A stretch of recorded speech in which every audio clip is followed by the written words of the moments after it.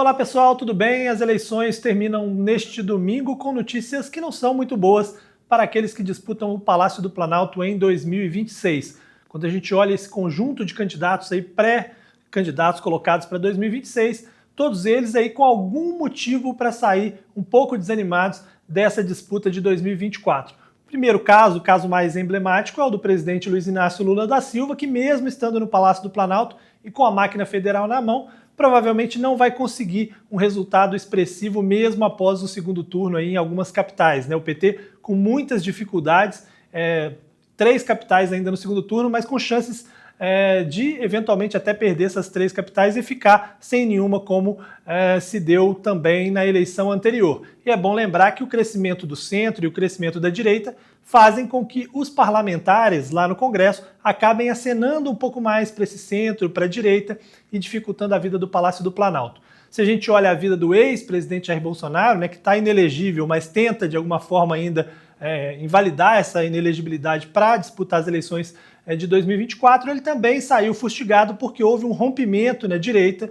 uma divisão, ele perdeu um pouco da autoridade como líder principal da direita, outros candidatos sendo colocados, inclusive Pablo Marçal, e brigou com vários aliados em várias posições no Brasil, ficando claro aí que há um racha, há uma divisão na direita brasileira. Mesmo o caso de Pablo Marçal, né, que foi candidato em São Paulo e saiu com uma votação expressiva, pensando em ser candidato em 2026, na reta final do primeiro turno, teve aquele episódio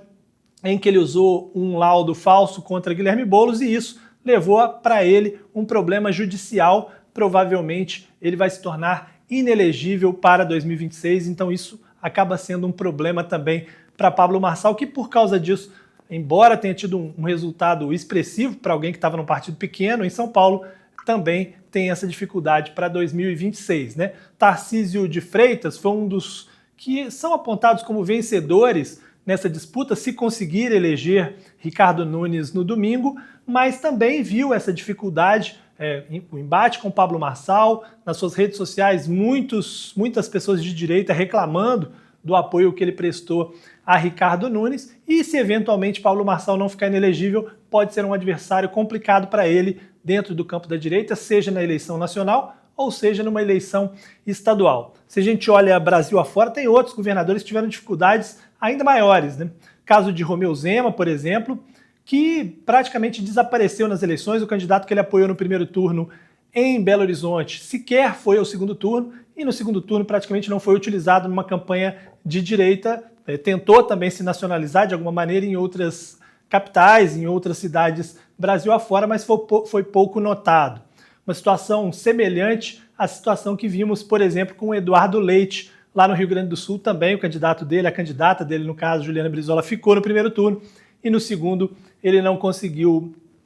ter uma relevância, vamos dizer assim, dentro da disputa eleitoral. Fechando essa lista aí dos candidatos de 2026, Ronaldo Caiado, embora possa ganhar as eleições em Goiânia com seu candidato, também entrou numa briga com Jair Bolsonaro que pode inviabilizar aí a candidatura dele no campo da direita. E Ratinho Júnior, outro também que não conseguiu mostrar a força que se imaginava na eleição lá no Paraná. Ele pode eleger o candidato dele no segundo turno, mas viu uma divisão aí com o bolsonarismo e uma candidata que não era apoiada por nenhum cacique disputando o segundo turno. Eu falo um pouco sobre isso na minha coluna no Estadão e lembro que você pode assinar em ofertas.estadão.com.br.